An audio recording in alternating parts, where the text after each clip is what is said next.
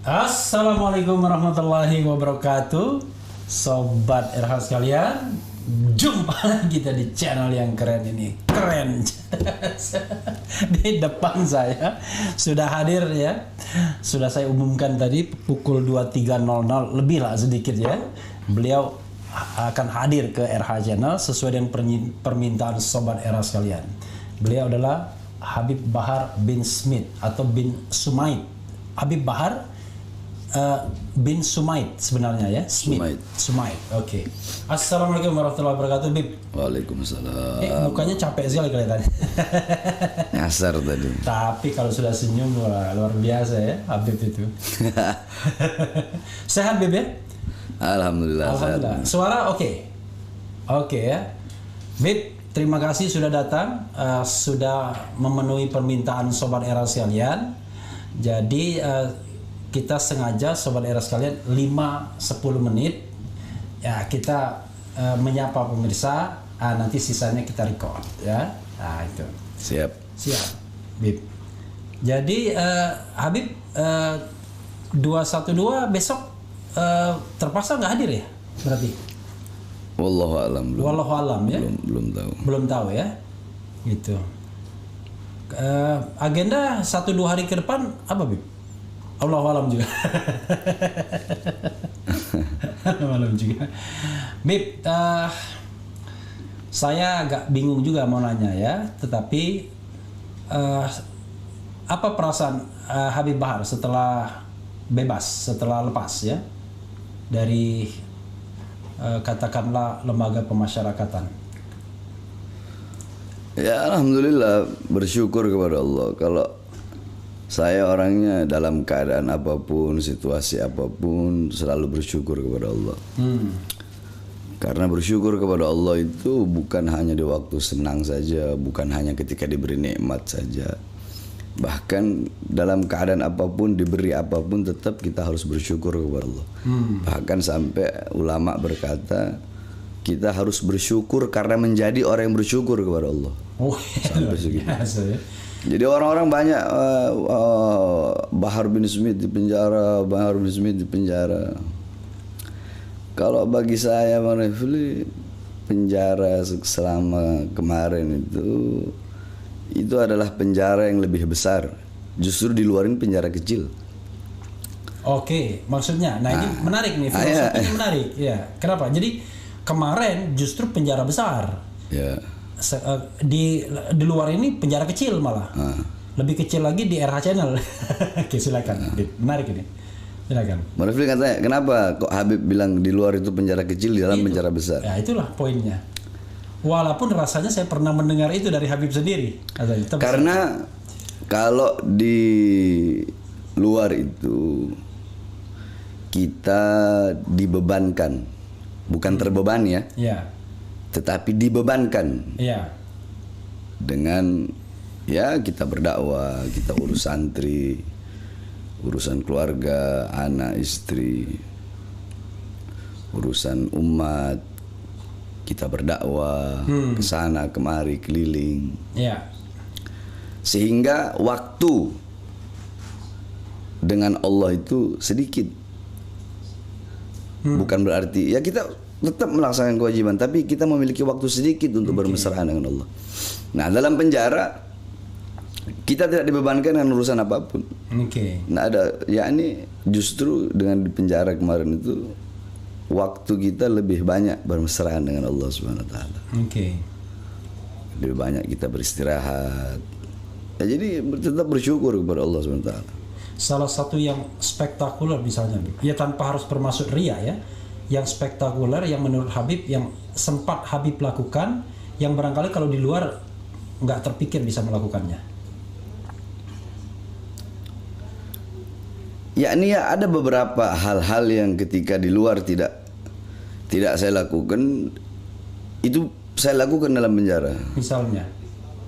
Nah ini misalnya, ini nanti kita dibilang ujub, dibilang takabur nanti. Ya tapi kan untuk RH Channel kan penting juga untuk refleksi lah, paling tidak. Ya ini tahdus bin ni'mah. Alhamdulillah Contoh selama di Polda Jabar, Ya. saya masukkan Islam itu ada 8 orang. 8 orang tahanan ya? 8 orang tahanan. Oke. Terus di Lapas Cibinong ada 4. Oke. Terus di Lapas Cibinong itu ada napiter 3 yang saya kembalikan ke NKRI. Napiter tuh napi teroris. Napi teroris. Oke. Kemudian di Lapas Nusa Kambangan 1 masuk Islam. Padahal Habib berapa hari itu di sana? Cuma? Nusa Kambangan 2 bulan. Oh 2 bulan. Oke. 2 bulan. 2 bulan. Terus di Gunung Sindur ada beberapa juga masuk Islam. Tapi kebanyakan warga asing, luar negeri. Oh di Gunung Sindur? Di Gunung Sindur ada yang masuk Islam. Berapa orang? Ada satu 2 lah. Warga asingnya? Warga Oke. asing. Yang non asing? Yang non asing Gunung Sindur nggak ada. Nggak ada. Oke. Itu terus kemudian ngarang kitab. Ngarang kitab apa? Di luar saya nggak sempat ngarang kitab. Dalam penjara saya ngarang kitab, judulnya Durarul Bahar. Durarul Bahar itu apa? Durarul Bahar fima an yustahsanu an yulkiyahul khatib alal mimbar. Bukan sesama biskota dilarang saling mendahului. Itu yakni kitab khusus buat khutbah. Oke. Kitab khusus buat para penceramah itu. Di situ berisi dalil-dalil yang yakni dalil-dalil. Di situ ada adillatuhu minal Quran. Oke. Dalil-dalil dari Quran. Contoh maulid, dalil-dalil Qurannya apa? Oke. Adillatuhu minal ahadis, dalil hadisnya apa? Aqwalul ulama, perkataan ulama, pendapat ulama tentang maulid itu apa? Nah, di situ ada bab maulid, ada bab tahlil, ada bab haul, yakni acara-acara yang pada umum. Berapa topik kira-kira yang sempat dibuat? Kalau Durarul Bahar itu panjang, karena di situ saya bahas lengkap sampai syair-syair yang berkaitan, sejarah yang berkaitan dengan bab tersebut. Satu bab itu bisa ada berapa? Bisa 30, maksudnya 30 lembar. Misalnya tematiknya ini tematik tentang maulid, kemudian tentang tahlil, tentang macam-macam itu. Itu berapa topik? Idul Adha juga mungkin, Idul Fitri juga enggak? Umum para penceramah yang sering penceramah yang sering hadir di acara seperti khitanan, walimatul urus, acara nikahan. Di situ saya taruh dalil-dalilnya apa yang harus dibahas ketika acara khitan. Contoh acara khitan. Hadisnya ikhtatan Ibrahimah wa huwa ibnu thamanina sanatan fakhtatan bil gudum. Nah, contohnya gitu. Yang pertama kali dikhitan itu Nabi Ibrahim. Beliau dikhitan pada umur 80 tahun. Beliau dikhitan dengan kapak. Yakni yang jarang-jarang para ulama-ulama, para penceramah tahu. Jadi pertama kali yang dikhitan tuh Nabi Ibrahim. Nabiullah Ibrahim, tapi isyarat khitan itu udah dari zaman Nabi Adam. Ketika Allah turunkan Nabiullah Adam, itu Allah turunkan dari sorga. Nabi Adam selama 450 tahun Allah belum terima taubatnya. Sampai beliau di Mekah baru Allah terima taubatnya. Nabi Adam. Nah, beliau bernazar selama itu. Beliau bernazar hampir 1000 tahun ya. Beliau bernazar kalau Allah terima taubatnya, beliau akan mengorbankan sebagian anggota tubuhnya untuk Allah. Nah, ketika Allah terima, Allah bilang, bayar kau punya nazar, yaitu potong kau punya kulfah. Kulfah itu ujung daripada kemaluan laki-laki. Jadi isyarat khitan itu udah ada di zaman Nabi Adam. Tapi yang pertama dia khitan Nabi Allah Ibrahim. Itu hadis. Terus banyak lagi tentang ya ini ya yang jarang diketahui oleh para, sebab banyak juga kan istilah sekata kalau saya bilang ustadz instan lah, ustadz Indomie, instan, digodok 15 menit jadi, sehingga ya banyak yang bikin sesat gitu ya. Yakni memberi tidak ada marojinya, tidak ada sandarannya. Kepada kitab apa, sandaran itu kitab apa gitu. Karena saya orang hukum memang agak paham yang begini. Jadi kalau kita mau ngomong sesuatu, Anda dasarnya apa? Dasar hukumnya apa? Kira-kira begitu ya. Jadi contoh seperti ada yang bilang cadar itu budaya Arab. Saya bantah, bukan budaya Arab, kata saya budaya Arab. Kitabnya apa? Ada di kitab An-Nida li Jinsil Latif, itu marojiknya. Sandarannya ada di kitab An-Nida li Jinsil Latif. Karena ini buat ulama. Iya, karena dalam kitab tersebut dikatakan wanita Arab itu sebelum ada Rasulullah SAW, ada Nabi Muhammad, mereka suka tabarruj, suka dandan. Oke. Suka berdandan, bahkan madah idza mudiha, ketika mereka dipuji dengan kecantikan mereka, mereka akan memberikan uang kepada orang yang memuji itu. Oke. Jadi tidak ada cadar itu kecuali syariat daripada baginda Nabi besar Muhammad. Jadi cadar itu bukan budaya Arab. Oke. Kalau mau bilang cadar budaya, berarti makan tangan kanan budaya Arab dong. Iya. Nabi Muhammad SAW sebelum beliau sebelum beliau jadi nabi, orang Arab udah makan pakai tangan kanan. Logikanya kan begitu. Oke. Jadi ada marojiknya. Ini saya sengaja ya untuk mendekatkan komunikasi antara Habib dan RH Channel ya, pemirsa.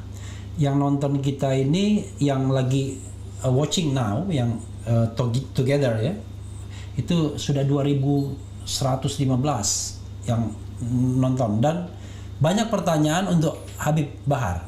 Berkenan nggak jawab? Ya 1, 2, 3 pertanyaan. Boleh. Boleh ya.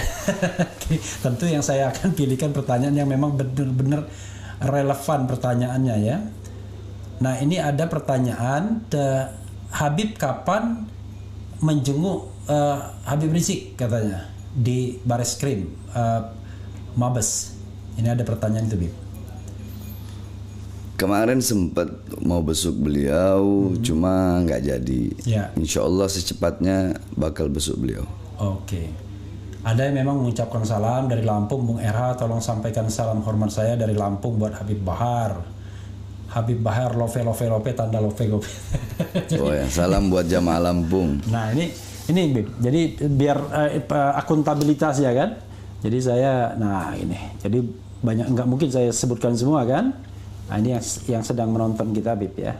Oke. Oh iya. Yang ini 2375 watching now. Nah, jadi ada biar mereka bisa jawab langsung dari Habib ya. Oke,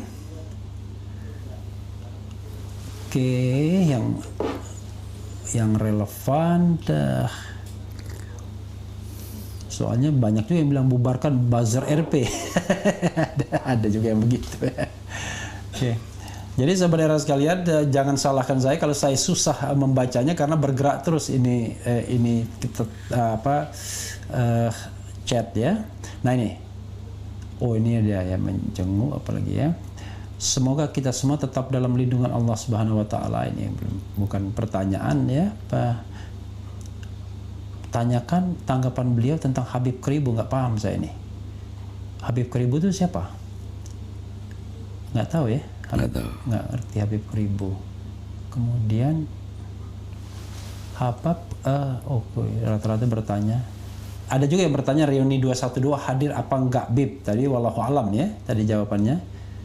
Oke, kemudian. Tapi saya menyerukan untuk hadir. Oke, menyerukan untuk hadir ya. Menyerukan untuk hadir. Silakan Bib, mungkin kalau Habib mau menyerukan untuk hadir ke sobat RH sekalian. Ya ini 212 itu adalah salah satu sejarah yang dimana di situ berkumpul bahkan bukan hanya umat Islam saja, seluruh agama, seluruh suku, semuanya berkumpul di situ. Bahkan dari Islam pun yang berbeda mazhabnya pun berkumpul di situ. Ya ini itu suatu momen yang begitu luar biasa, yang merupakan bagian daripada negara kesatuan Republik Indonesia yang kita cintai.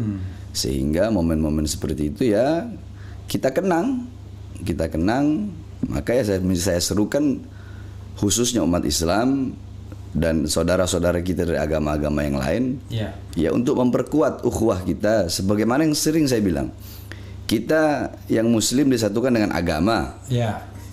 Adapun yang Nasrani, yang Buddha, yang Hindu, walaupun kita bukan satu agama, kita disatukan dengan satu kedaulatan, satu kesatuan, satu bangsa, satu negara, satu bendera, satu tanah air. Apa itu? Indonesia. Jadi jaminannya adalah sobat era sekalian, reuni 212 tidak perlu dikhawatirkan ya. Super damai kata panitia. Tadi saya membacakan kegiatannya, katanya super damai gitu ya.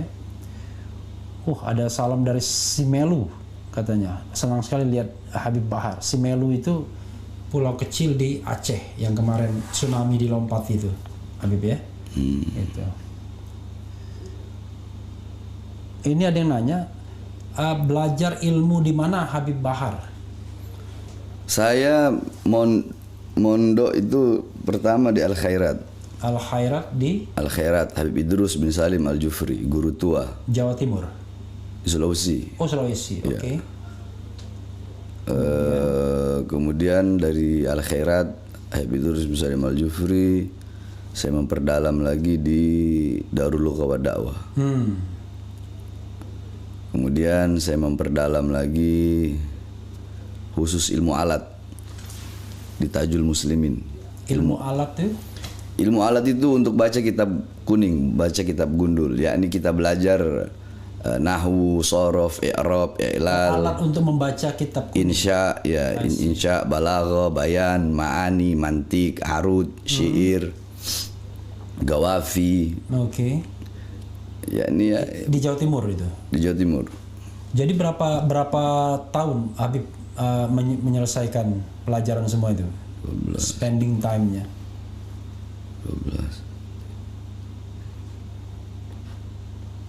18 tahun lah. 18. Selama 18 tahun. Jadi sobat era sekalian, 18 tahun itu ya hitungannya sudah lebih dari doktor. Karena dokter kalau di sekolah umum kan, doktor itu S1-nya 4 tahun, S2-nya 2 tahun, doktornya 3 tahun, 9 tahun. Kemudian ya kurang lebih lah ya. Karena saya di Al Khairat dari kelas 1 SD, dari kelas 1 SD. Dari kelas 1 SD udah mondok. Sudah mondok. I see. Jadi no wonder kalau Habib hafal kitab-kitab begitu ya.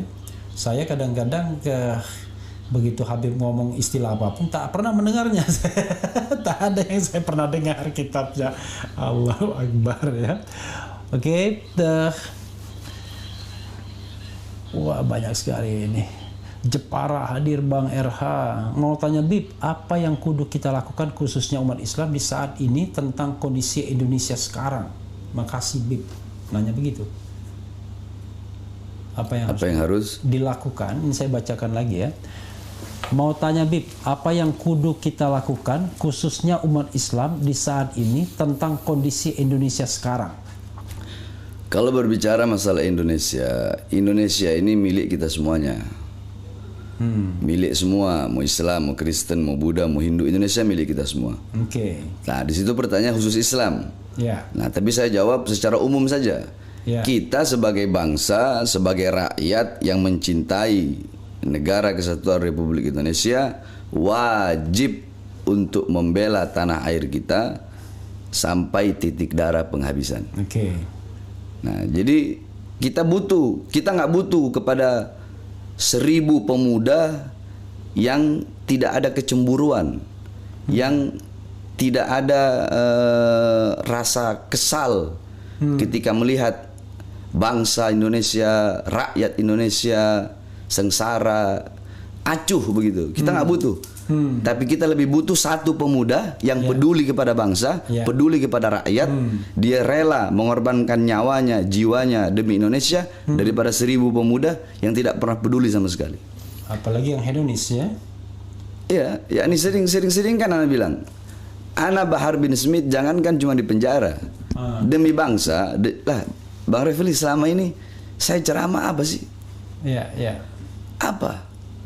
Yang saya bela rakyat. Ya. Rakyat yang susah, rakyat yang miskin.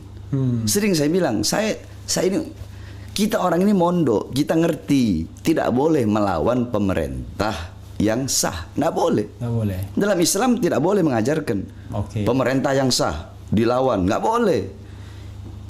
Yang kita lawan ini ketidakadilannya, ketidakbenarannya, kezalimannya, kemungkarannya, bukan pemerintahnya. Ya. Karena apa? Fasadur ra'iyah bifasadul bifasadil umara wa fasadul umara bifasadil ulama.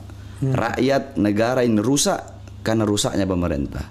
Rusaknya pemerintah karena rusaknya para ulama. Kenapa? Karena banyak ulama tarkun nasiha wa tarkul irsyad lahum. Banyak ulama yang meninggalkan nasihat kepada pemerintah tersebut. Kezalimannya dibiarkan, kebijakan-kebijakan yang tidak berpihak kepada rakyat, kebijakan-kebijakan yang berpihak kepada asing, kebijakan-kebijakan yang bisa menyengsarakan rakyat, dibiarkan sama ulamanya. Sehingga rusaklah. Jadi rakyat rusak, negara rusak karena pemerintah, pemerintah rusak karena ulama. Kenapa? Banyak ulama yang diam terhadap kezaliman. Bukan hanya mendiamkan, bahkan bukan itu. Alimun alladzi yaj'alu ilmahu tabi'an li ra'yil muluk. Orang berilmu yang menjadikan ilmunya untuk mengikuti kemauan penguasa. Penguasa maunya A. Ini ulama tahu, ini salah, bukan enggak. Tapi cari-cari dalil untuk membenarkan yang salah. Itu namanya legitimator. Dia memberikan legitimasi. Kalau kita bilang kalimatul haq uridu bihal batil. Kalimatnya benar, bawa ayat Quran, bawa hadis, tapi dengan tujuan-tujuan yang tidak betul. Berdiri depan babu sudah, berdiri depan pintu sudah, pintu kekuasaan dengan mengharapkan harta, pangkat, dan jabatan. Karena di dalam hukum yang saya pahami, hukum non agama, memang kayak Pak Mahfud bilang, saya ini hakim, mau membenarkan ada dalilnya, mau menyalahkan ada dalilnya.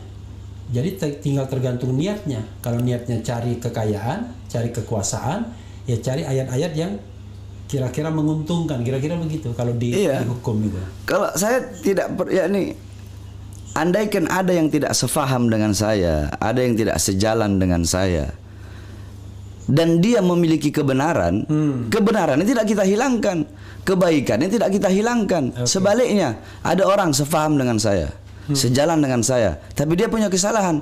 Kesalahannya kita tidak hilangkan. Salah ya salah, walaupun orang yang sejalan. Kalau ada kebenaran dari orang yang tidak sefaham, tidak sejalan, ya kita benarkan kebenarannya, tidak akan kita hilangkan. Sebaliknya, yang salah walaupun sejalan dengan kita, ya kita salahkan. Tidak akan kita hilangkan kesalahannya, tidak akan membenarkan yang salah walaupun kesalahan itu datang dari kawan. Dan tidak akan menyalahkan yang benar walaupun kebenaran itu datangnya dari lawan atau orang yang tidak sejalan dengan kita. Intinya kita tidak pernah khawatir bahkan kehilangan teman sekalipun kalau memang kita menyatakan yang hak, kira-kira begitu. Ya ini intinya tawassut. Kita itu berada di tengah. Berada di tengah. Yakni jangan hubbuka syai' yu'mi wa yusimmu. Kalau kata Rasulullah, jangan kecintaanmu kepada sesuatu membuat kau buta dan tuli. Maksudnya bukan buta mata tuli telinga, buta hati. Kehilangan objektivitas. Tuli hati, Yang halal jadiin haram, yang haram jadiin halal, yang benar jadi salah, yang salah jadi benar. Bib, ini ada yang tanya ya, mengapa Habib kurang membahas tentang tasawuf dan tariqat gitu? Salam Habibana gitu. Bukan kurang membahas tentang tasawuf dan thariqah, Bang Rafli. Saya ini ngajar di pondok setiap malam Selasa. Itu saya ngajar kitab Mukasyafatul Qulub karangan Imam Ghazali. Saya ngajar kitab Ihya Ulumuddin karangan Imam Ghazali. Saya ngajar kitab Nashihud Diniyah karangan Habib Abdullah bin Alwi Al-Haddad. Saya ngajar kitab Ar-Risalah karangan Imam Al-Qushairi, Risalah Al-Qushairiyah. Itu semua kitab tentang tasawuf. Cuma nggak pernah ada masukin ke YouTube. Yang masukkan YouTube kitab-kitab tentang kritik kepada pemerintah. Giliran saya lagi kritik pemerintah, lagi ceramah tegas keras, masukin ke YouTube. Saya ceramah bahas akhlak, bahas tasawuf, bahas syariat, bahas hakikat, bahas tarekat. Mana ada yang masukin ke YouTube? Nggak ada. Nah di Refli Harun Channel kan mereka insya Allah tahu kan. Iya makanya. Dan juga ada orang bilang, wow itu Habib Bahar ceramahnya keras, marah-marah, berapi-api. Saya ceramah begitu itu bukan gitu, orang ini nggak tahu dalil. Justru makanya saya kan bilang terserah orang mau bilang apa, terserah, saya nggak pernah peduli. Mereka mau bilang Bahar bin Smith begini ceramahnya marah-marah, Rasulullah itu tidak pernah begitu. Kata siapa? Kata siapa Rasulullah tidak pernah begitu? Rasulullah SAW dikatakan kana idza khataba ihmarrat ainahu.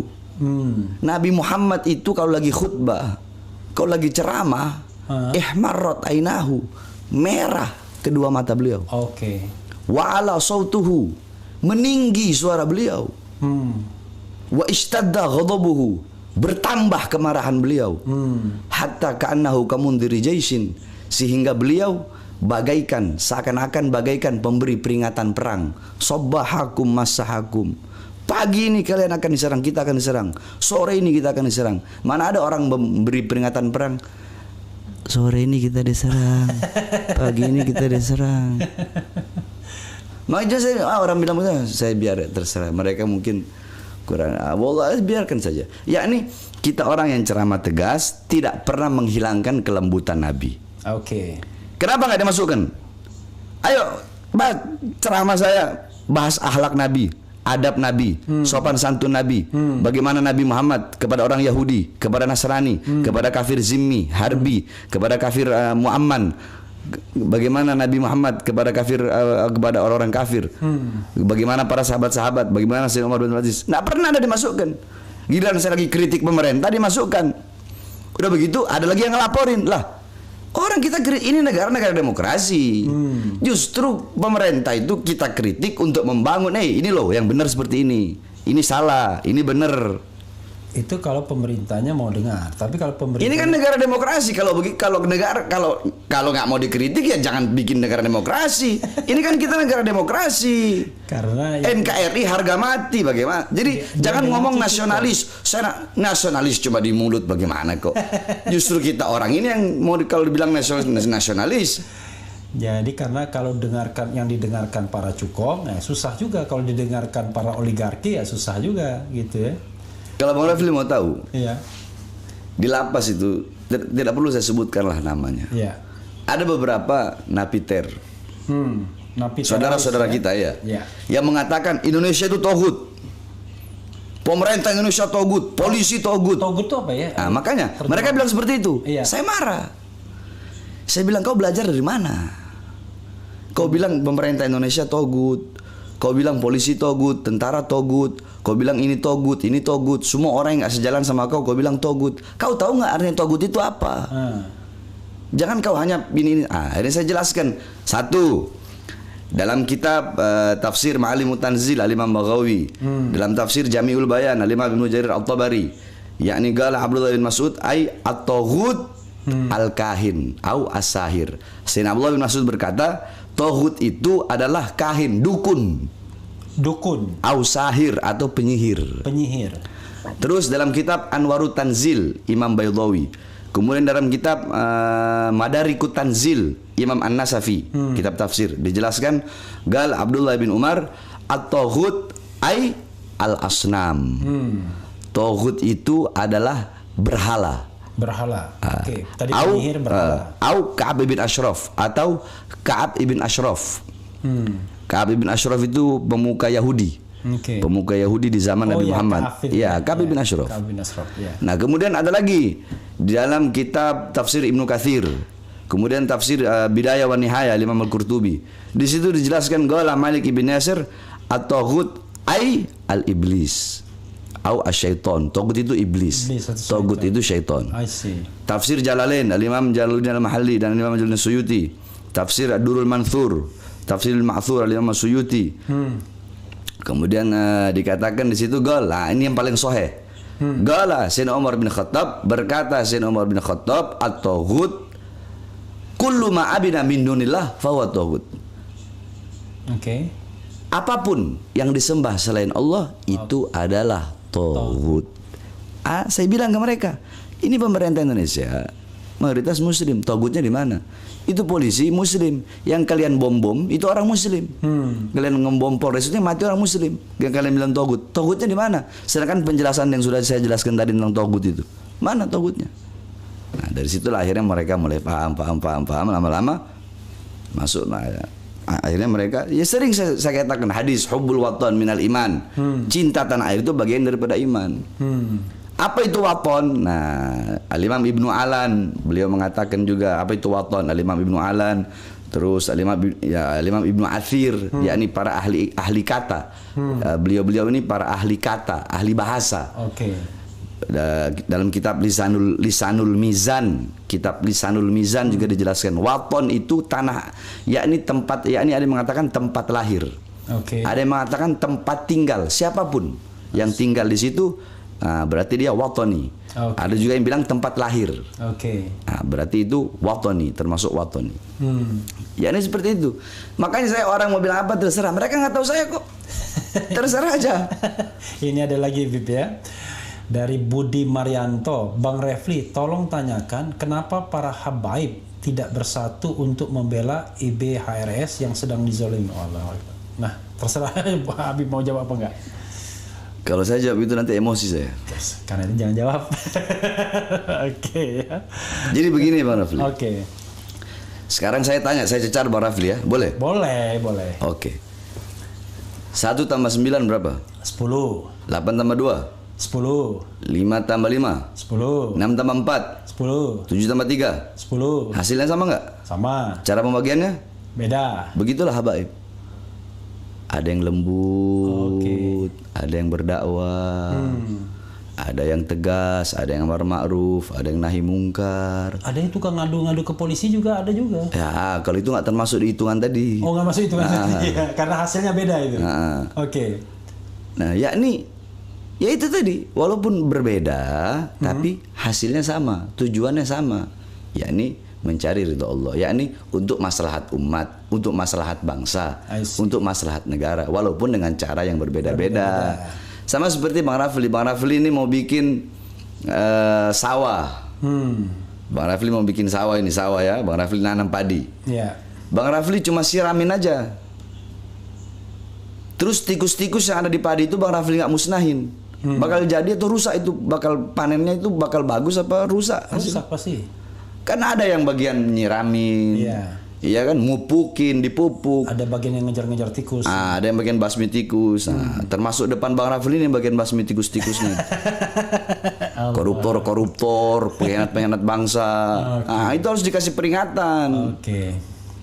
Kalau Refli Harun pasti setuju Beb yang begitu-begitu ya. Iya, kebenaran ya kita sampaikan. Karena kalau amar ma'ruf konon katanya jauh lebih mudah daripada nahi mungkar ya kan. Ya ini kalau kita borong semua. Dakwah ya, amar ma'ruf ya, nahi mungkar ya, apapun resikonya. Itu two side in one coin ya. Jadi dua sisi. Ya ini kita ada sama. Ya ini kalau kita begini, kita ceramah tegas nih. Kita tidak menghilangkan kelembutan Nabi. Jadi yang lembut juga jangan hilangkan ketegasan Nabi. Begitu. Jadi sobat era sekalian, jangan kira beliau ini tidak punya jiwa seni. Bahkan kelembutannya itu mengalir dengan jiwa seninya. Bergitar bisa, bahkan menciptakan lagu, bisa juga menciptakan puisi. Saya bahkan lihat di YouTube itu beliau itu mengubah syair tentang Aisyah istri Rasulullah. Benar Beb ya? Sayyidah Aisyah ya. Iya, jadi Sayyidah Aisyah gitu ya. Gara-garanya dibikin syair yang populer. Lalu tiba-tiba Habib bikin Sayyidah Aisyah gitu. Ada juga saya bikin syair tentang Sayyidah Khadijah juga. Sayyidah Khadijah juga. Tapi kalau Sayyidah Khadijah itu saya bikin nadanya, aransemennya saya yang bikin. Ada juga itu. Ada. Tentang Sayyidah Khadijah. Nanti, jadi biar orang nggak hanya kenal Sayyidah Aisyah aja, tapi kenal juga Sayyidah Khadijah. Nanti orang akan tanya, saya pengen dengar lagunya dong Bib. Saya orangnya nggak kayak orang lain mau beli. Saya orangnya nggak nyari suhro. Suhro itu masyhur. Ketenaran. Saya paling benci itu. Justru saya pindah dari Jakarta ke Bogor itu mau sembunyi. Biar orang-orang nggak ada yang tahu. Semakin saya sembunyi makin dicari malah. Ya tapi kan orang kan ingin mendapatkan apanya. Gini, kan tergantung niatnya kan. Kalau niatnya untuk kemaslahatan kan bagus-bagus saja kita menyampaikan sesuatu syair kan. Artinya orang bisa menikmati itu kan sebagai karunia kan. Sama seperti saya pernah bikin syair begini. Saya punya istri pernah tanya, "Kakak, apakah bisa dalam satu hati itu berkumpul dua cinta?" Luar biasa. Ada filmnya tuh Satu Hati Dua Cinta. Saya jawab begini, jikalau tidak bisa kukumpulkan dua cinta dalam satu hati, maka akan aku kumpulkan cinta dan takut dalam satu hati, mencintaimu dan takut kehilangannya.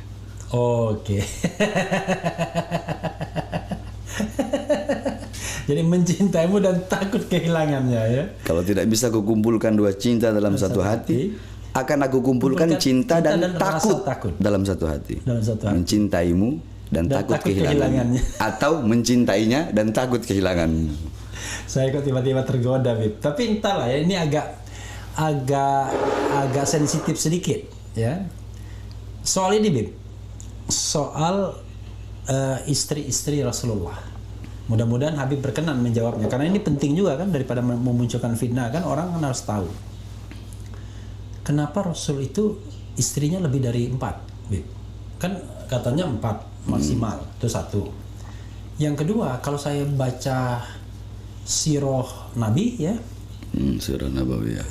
Sirah Nabawiyah itu Rasul itu menikahi putri Sayyidina Abu Bakar, kemudian menikahi putri Sayyidina Umar. Tapi Sayyidina Umar menikahi bahkan putri dari Fatimah, Sayyidah Fatimah, ya kan, dengan Ali bin Abi Thalib, Sayyidina Ali. Sayyidah Fatimah dinikahkan dengan Imam Ali. Iya, tapi anaknya Imam Ali dinikahi Umar bin Khattab. Ada juga, saya baca. Ummu Kulsum namanya. Nah, dan mereka kalau misalnya Sayyidina Ali itu, kalau saya lihat-lihat di internet, menikah kira-kira 7 kali. Rasulullah mungkin 9 kali atau berapa kali. Itu padahal zaman modern ini orang sulit sekali. Ya, Habib ya. Terutama yang tadi yang soal batasan 4 pada saat yang bersamaan itu. Kenapa Rasul kok bisa lebih dari itu? Iya, ya ini kita tidak bisa memposisikan, menyamakan diri kita dengan para nabi dan rasul. Ya. Apalagi Nabi Muhammad. Ya. Yang merupakan Sayyidul Anbiya wal Mursalin, pemimpin para nabi dan pemimpin para rasul. yakni Allah memberikan khasais, Allah memberikan kekhususan kepada Nabi Muhammad dan para nabi rasul dan yang lain, yang dimana kekhususan itu tidak Allah berikan kepada kita, sama seperti mukjizat aja. Para nabi, para rasul Allah kasih mukjizat, kita enggak.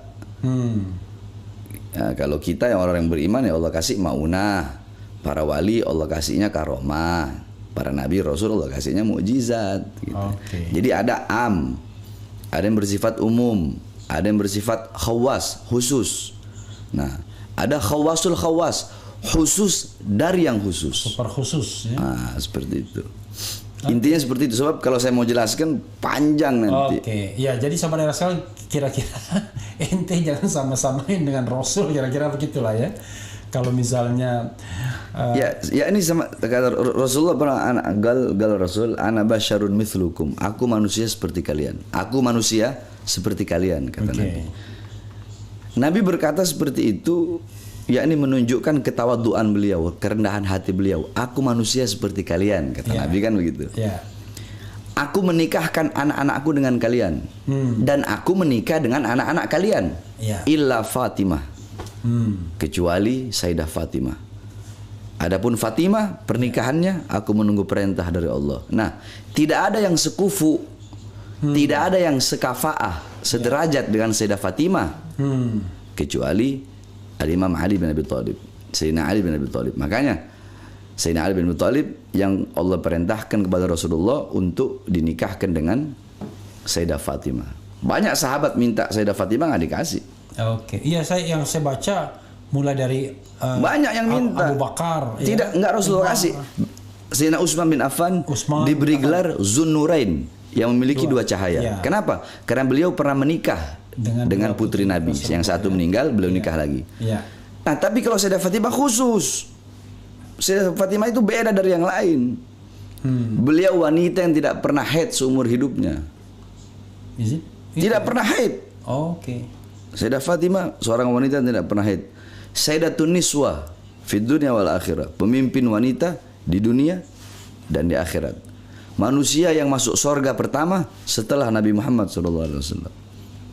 Nah, makanya kenapa kok kita orang para habaib itu, kenapa syarifah nggak boleh nikah di luar Habib, di luar Habib. Ya di luar bukan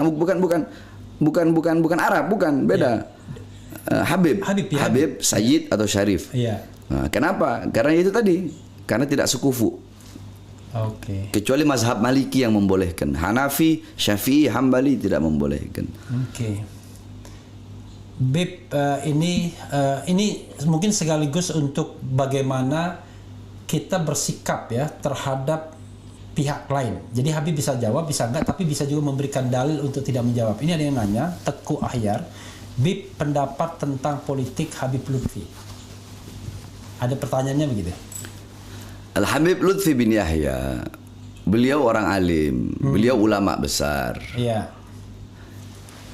Beliau itu memegang ada beberapa puluh thariqah tuh beliau pegang. Habib Lutfi bin Yahya Pekalongan. Tapi yang paling yang saya tahu beliau itu paling kuat thariqah Nahsabandiyahnya. Iya. Beliau paling kuat dan memang beliau ulama, orang alim. Beliau megang banyak thariqah. Tetapi ya seperti tadi yang saya bilang, 2 tambah 8 10, 7 tambah 3 10. Habib Lutfi beliau ya dengan cara beliau. Beliau berdakwah dengan cara beliau. Kita saya, Bahar bin Smith, Habib Rizik, Habib Hanif, kita juga berdakwah dengan caranya kita. Oke. Ya ini sama-sama berdakwah dengan cara masing-masing, tapi dengan satu tujuan tadi. Yang sama, ya. Tujuan yang sama. Tujuan. Yakni menghidupkan Islam. Kita sama-sama menghidupkan Islam, bukan cari hidup dalam Islam. Oke. Menghidupkan Islam bukan cari hidup dari Islam. Bukan cari hidup dalam Islam. Ya. Menghidupkan dakwah, bukan cari hidup dalam dakwah. Oke. Menghidupkan agama, bukan cari hidup dalam agama. Oke. Menghidupkan negara, bukan cari hidup dari negara. Menghidupkan bangsa dan rakyat, bukan cari hidup dari keringat bangsa dan keringat rakyat. Seperti itu. Jadi beliau ulama, saya akui itu. Beliau ulama, beliau sesepuh para habaib. Ya. Tapi ya seperti itu. Sebenarnya Habib Rizik sosok yang saya kagumi. Habib Lutfi juga sosok yang saya kagumi dengan kelembutannya, dengan thariqahnya. Habib Rizik dengan ketegasannya. Sebenarnya yang di atas-atas ini beliau saling menghormati. Cuma yang di bawah-bawahnya aja ini suka ngadu-ngadu. Yang di bawah-bawahnya iya suka bentur-benturin. Iya. Ya seperti itulah. Bib, ini ada yang nanya lagi, terserah Habib mau jawab apa enggak. Assalamualaikum. Bung RH izin tanya ke Habib, bagaimana tanggapan Habib tentang Menak Yakut? ini pejabat ya. Dan barangkali ya Habib bisa memberikan juga perspektif bagaimana ketika kita harus membicarakan pejabat publik ya. Setelah menjabat selama ini dalam segi penerapan amalan agama Islam, mengingat beliau bergelar kiai. Terserah Habib mau jawab apa enggak. Yang saya tahu semenjak masa pandemi itu ada 5 menteri yang kekayaannya bertambah. Oke. Salah satunya Menak. Ya. Menhan Prabowo. Ya. Prabowo. Ya. Menak Yakut, terus ada siapa lagi itu 3 saya nggak tahu. LBP. Luhut bin Sarpanjaitan, terus ada 2 lagi. Saya nggak hafal, saya cuma baca aja di Google, tahu-tahu buka Google ada 5 menteri yang kekayaannya bertambah semasa pandemi. Wallahu a'lam, itu harta itu kekayaan mereka dapat dari mana? Wallahu a'lam. Ana tidak tahu. Tetapi kalau pendapat ana tentang Menak Yakut ini, namanya menteri agama. Menteri agama itu harus orang yang benar-benar faham dengan agama. Faham dengan agama, dia harus tawassud, dia harus tawazzun, dia harus tasammuh. Tapi ini tasamuhnya jangan tasamuh yang kebablasan. Kan banyak orang tasamuhnya tasamuh kebablasan. Tasamuh itu apa terjemahannya? Tasamuh itu apa ya bahasa Indonesianya? Toleransi. Oke. Toleransinya kebablasan. Oke. Toleransi kebablasan. Iya. Kalau kayak kita orang nih. Iya. Ya. Bagaimana toleransi kita orang kepada agama lain? Oh, ketika saudara-saudara dari Nasrani sedang Natal, kita jaga gereja. Oke. Cukup kita jaga gereja. Kita tidak mengucapkan selamat. Iya. Tidak masuk ke dalam. Itu kita. Iya. Sebaliknya, ketika Idul Fitri, saudara-saudara dari Nasrani jaga kita punya masjid. Oke. Nah, itu namanya tasamu yang benar. Oke. Bukan kebablasan, bukan pakai topi Natal. Itu tasyabuh namanya, menyerupai. Oke. Nah, itu kebablasan. Begitu. Oke. Terus ada lagi si Menak Yakut itu dia ngomong apa kemarin itu ya? Apa ya? Apa dia pernah bilang itu? Yang ke semua agama sama. Semua agama sama. Iya. Semua agama sama. Kalau dia berbicara dalam perspektif Islam, dalam Islam kan nggak seperti itu. Lakum dinukum waliyadin. Iya. Lakum kalian dengan agama kalian, kami dan kita dengan agama kita. Nah, seperti itu. Tapi kalau dia berbicara sebagai menteri, ya harusnya cukup dia mengatakan seperti yang anak katakan tadi, kita sebagai sesama Muslim, kita disatukan dalam satu Islamiyah. Dalam satu perkara yaitu Islam. Kita yang berbeda, yang Nasrani, yang Hindu, yang Buddha, kan menteri agama kan dia bukan hanya ngurusin Islam saja, tapi ngurusin juga agama-agama yang lain, memberikan hak kepada agama-agama lain, apa hak-hak mereka dalam ibadah mereka. Yang Nasrani gerejanya seperti apa, yang Hindu seperti apa, ini seperti apa. Tapi jangan tadi seperti yang saya katakan kebablasan. Intinya seperti itu. Oke. Ya. Sekali lagi, kalau nggak mau dikritik jangan jadi pejabat. Ya.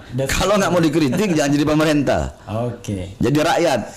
Dan itu hak rakyat ya. Jadi saya sering mengatakan gitu ya. Jadi salah satu kewajiban rakyat itu adalah berpartisipasi dalam pemerintahan. Nah, salah satu berpartisipasi adalah mengingatkan. Itu bentuk partisipasi. Jauh lebih baik dibandingkan rakyat yang diam. Ada juga orang yang ngomong kan ngingatin bisa dengan cara baik-baik lah. Kita orang kan punya cara sendiri buat mengingatkan. Oke. Ya mungkin Ana dengan cara Ana. Ya memang beginilah Bahar bin Smith. Ana nggak bikin-bikin ya seperti inilah Ana. Seperti inilah saya. Oke. Bib, ini agak personal ya. Walaupun dalam situasi sekarang ini ada yang aneh. Dilaporkan gara-gara yang beginian.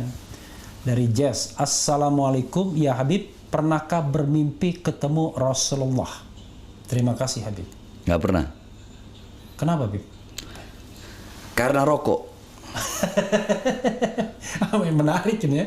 Jadi Habib Bahar katanya karena rokok. Belum pernah bermimpi bertemu Rasulullah ya, yang kakek beliau ya. Istrinya itu ya, modelnya karena beliau adalah zuriat Nabi Allah. Karena rokok. Kok begitu Bib? Ini menarik. Karena rokok itu adalah yang paling dibenci oleh Nabi Muhammad. Walaupun saya perokok kuat. Sampai sekarang nih saya ini nggak betah karena nggak ngerokok. Makanya Habib kelihatan gelisah. Iya, karena nggak ngerokok. Tapi kan nggak enak juga kalau live merokok. Iya. Rokok itu paling dibenci Nabi Muhammad SAW. Paling dibenci. Bahkan dalam kitab kitab Al-Mawahib dikisahkan ada namanya Habib Ali bin Muhammad Al-Habsyi. Beliau itu yang ngarang Maulid Simtud Duror. Beliau ini mendapatkan magam kewalian yaitu Rasulullah SAW yaqdatan. Melihat Rasulullah dalam keadaan sadar, terjaga, bukan hanya mimpi, tapi ngelihat dalam keadaan sadar, terjaga. Itu magam kewalian beliau yang sangat tinggi. Oke. Satu waktu beliau melihat Rasulullah di Tarim, itu mau masuk ke rumah satu orang. Ketika Rasulullah mau masuk ke rumah satu orang, nggak jadi. Nggak jadi. Rasulullah keluar lagi. Oke. Habib Ali bertanya, ya Rasulullah, kenapa engkau mau masuk terus kau keluar lagi? Kata Rasulullah, kata beliau, aku mau masuk karena di situ sedang dibacakan Maulid. Oke. Tapi ketika aku mau masuk, ada orang yang di kantongnya ada tembakau, sehingga aku tidak mau masuk. Di kantong ada tembakau aja Nabi nggak mau, apalagi kita isep itu tembakau. Jadi Nabi paling benci dengan rokok. Itulah yang menjadi. Habib Ali dan Rasulullah itu jaraknya jauh. Jauh. Jauh. Ya ini karena mungkin kalau orang-orang yang adalah yang berbeda pendapat, ya mereka tidak akan mereka nggak bakal itu nggak ada itu seperti itu. Cuma kan itu kan bisa kita pakai dalam fadhailul a'mal, bisa kita pakai tarhib, bisa kita pakai. Pertanyaannya, kenapa Habib nggak berhenti rokok? Nah, itu dia. Pertanyaannya. Tapi alhamdulillah, walaupun saya nggak pernah bermimpi bertemu Rasulullah, yang saya yakini bahwasanya penyebabnya adalah karena saya merokok. Tapi ada beberapa orang yang mimpi Rasulullah, yang dimana dalam mimpinya Rasulullah menyampaikan salam untuk Bahar bin Smith. Rasulullah bilang terus berjuang. Adalah, tidak perlu saya sebutkan. Ada beberapa orang. Dari luar kota bahkan orang itu. Ada yang dari Sumbawa, ada dari Jawa Timur, ada yang dari Sulawesi. Dan mereka Habib juga? Habib dan Syarifah. Oh, Habib dan Syarifah. Ada yang Syarifahnya. Nah, terus saya bertanya kepada saya punya guru-guru, ya, Habib, kenapa sih kok Rasulullah itu datang kok hanya ini kok nggak langsung gitu lewat mimpi anak? Ya inti masih ngerokok, bagaimana Rasulullah mau inti bisa mimpi Rasul, orang inti masih ngerokok. Ya, ini rokok kan Rasulullah paling benci sama rokok, nggak bakal bisa. Ya, ini rokok lah yang menjadi penghalang antara engkau dengan tidak bisa berjumpa dengan Rasulullah SAW. Makanya yang saya harapkan sebelum saya mati saya udah bisa berhenti merokok. Dan sekarang sudah kurang atau tetap? Masih tetap. Jadi sobat Eros sekalian, pernah sekali saya duduk dengan beliau dan memang nggak putus itu barang nggak putus. Ini pertanyaan dari saya dan saya kira yakin Sobat Era pasti pengen tahu banyak ya. Tapi jawaban yang hubungan yang personalnya saja. Kenapa Habib sangat sangat mendengarkan?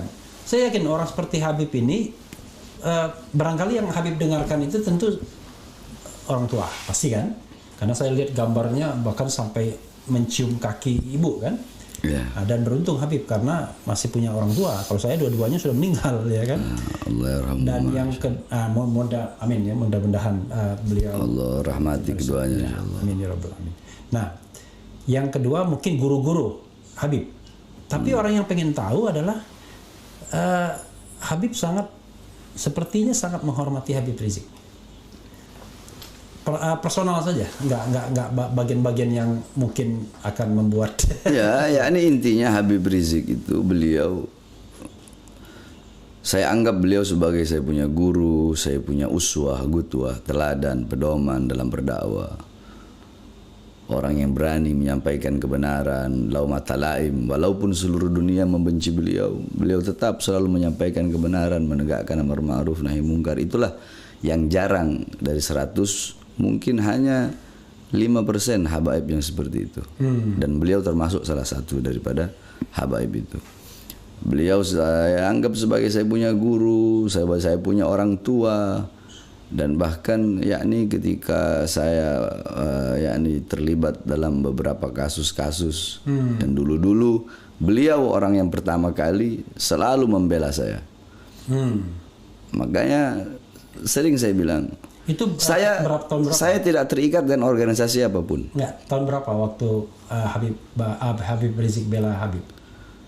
Ya, kasus Ahmadiyah, kasus Mbah Priuk, kasus Demos. Mbah Priuk 2010, terus ada 2011, 2012.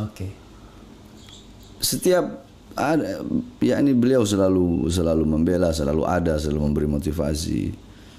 Makanya saya bilang saya tidak terikat dengan organisasi apapun.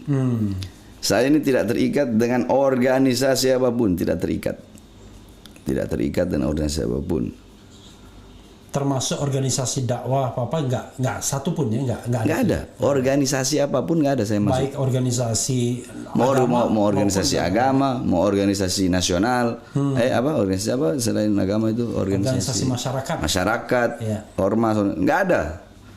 Saya tidak terikat dengan organisasi manapun.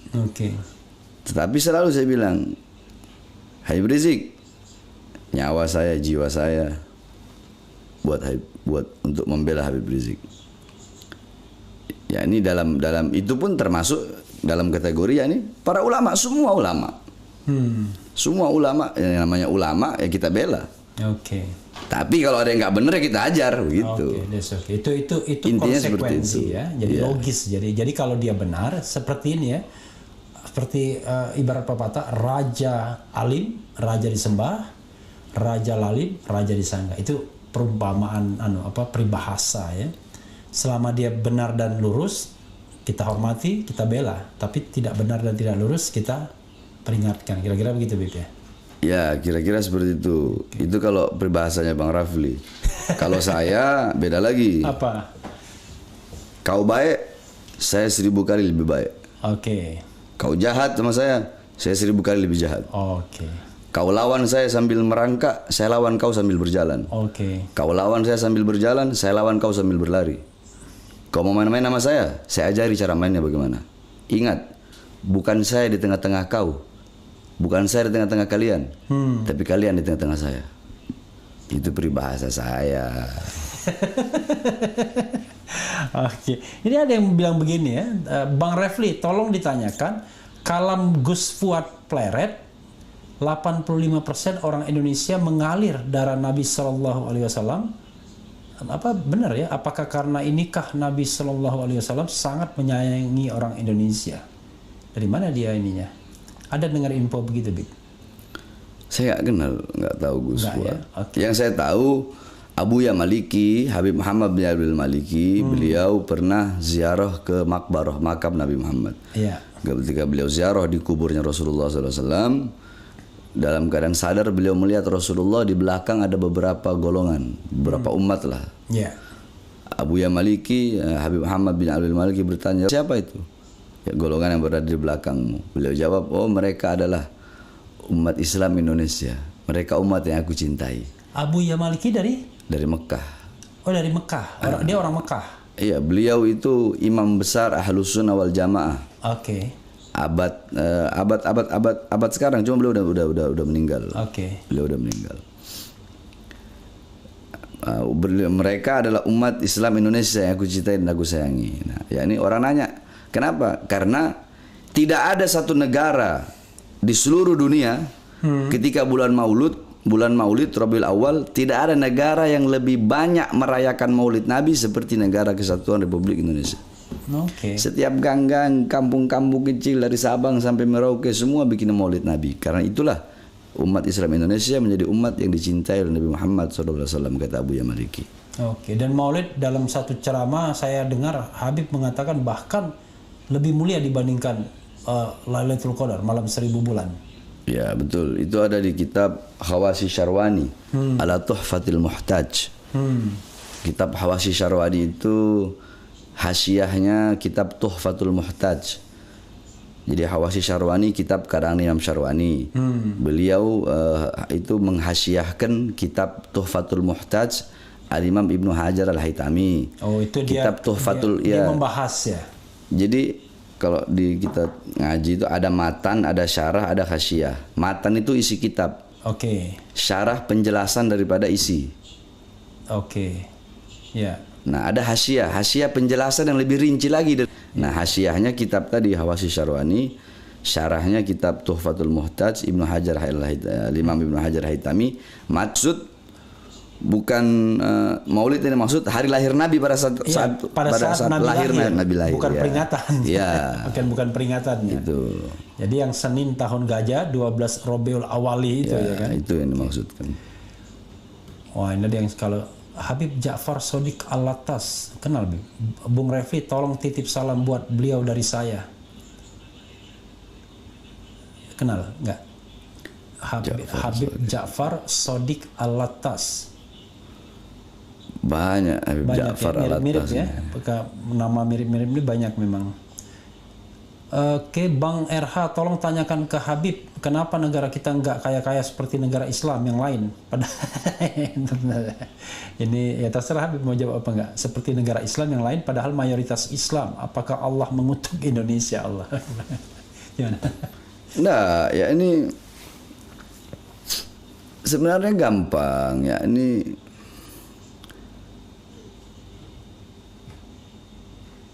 bagaimana saya mau jelaskan itu ya?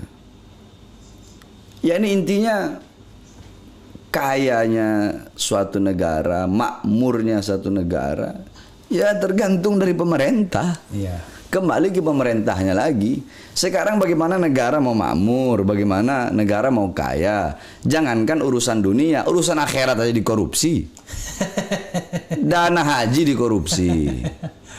Ini dikorupsi. Dan nggak usah urusan ini, Bang Refli, jangan urusan dunia lah. Al-Quran dikorupsi. Ya kan? Dana ini masalah agama aja dikorupsi, apalagi urusan jalan, masalah ini. Bagaimana mau sejahtera? Habib masih ada energi, Bib? Atau Habib pengen selesai? Terserah. Oh, kalau terserah. Kita namanya ad-dhaif kal mayyit. Soalnya gini. Tamu itu bagaikan mayat. Oke. Kalau tuan rumah bilang sudah. Tuan rumah bilang lanjut.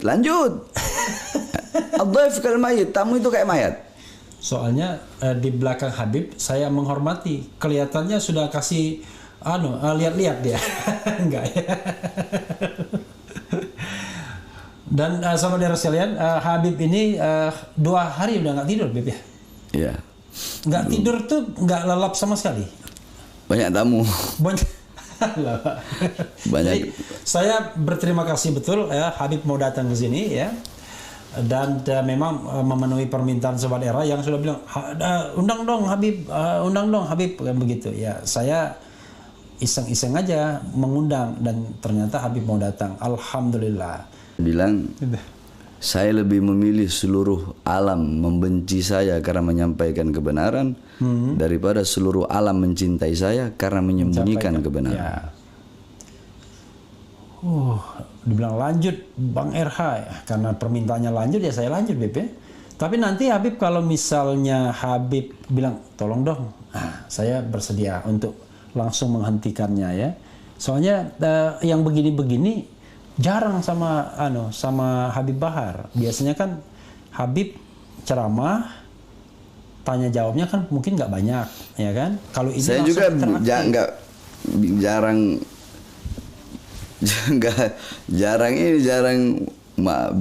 kayak begini nggak pernah. Makanya saya merasa terhormat Habib datang kan, dan orang kan bahkan saya pernah itu Bang Rafli ceramah satu malam itu ada jadwal 16 tempat, satu malam 16 tapi nggak keburu yang 3, jadi cuma 13 tempat yang keburu. Saya pulang ceramah dari Batam itu jadi yang keburu cuma 13 tempat. Satu tempat saya ceramah cuma 10 menit, selesai jam 4 di Pekojan.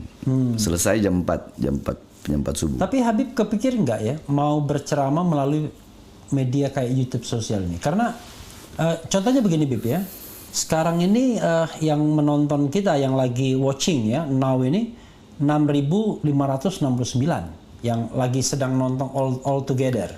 Tapi orang yang menonton sudah nonton kemudian keluar dulu itu jauh lebih banyak lagi gitu. Artinya menjangkaunya kan juga banyak untuk kebaikan. Nggak ngerti begitu.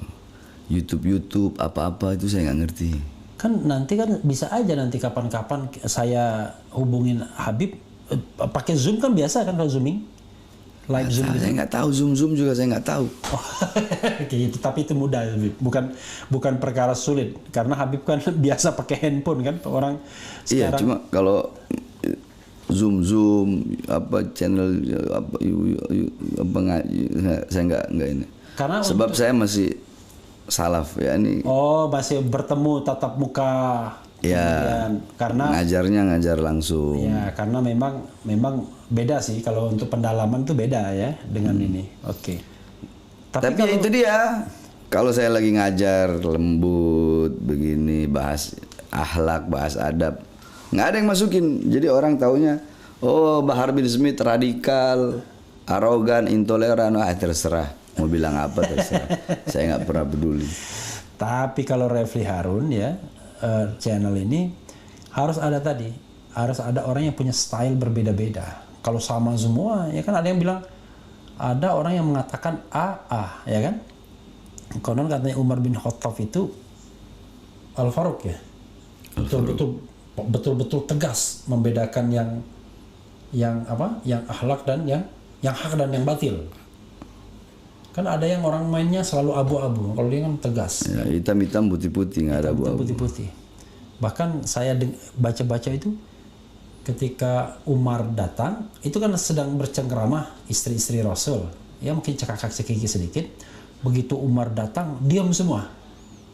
Sambil senyum Nabi. Kok ada di depan Nabi mereka ketawa-ketawa, begitu ada Umar mereka diam. Katanya ya karena Nabi lebih lembut. Dan Sayyidina Umar bin Khattab, satu lagi saya lanjutin nih, Bang Rafli ngomong.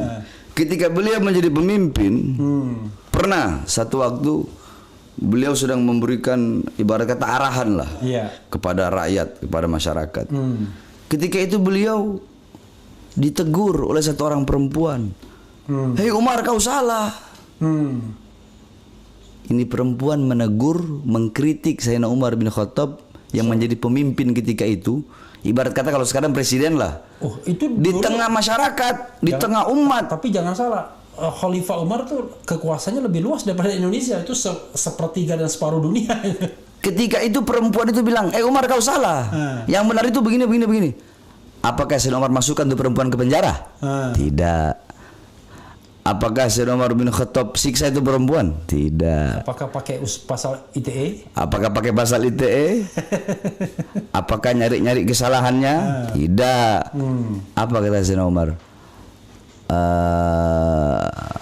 Ya, engkau benar, aku salah. Oh, aku salah. Engkau benar, aku salah. Akhtatu wa asahti. Engkau benar, aku yang salah. Oke.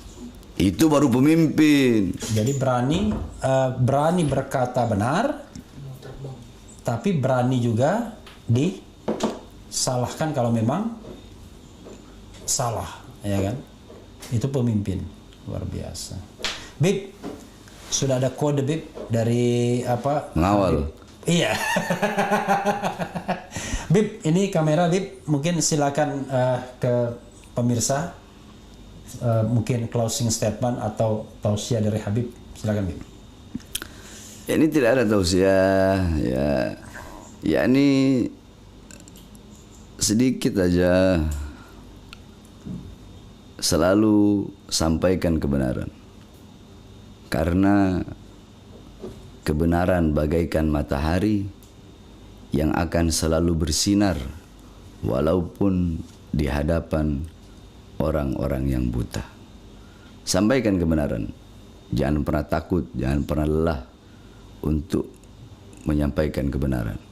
Kita bersatu, sama-sama membangun bangsa, membangun ini negara, karena kita semua cinta kepada ini negara.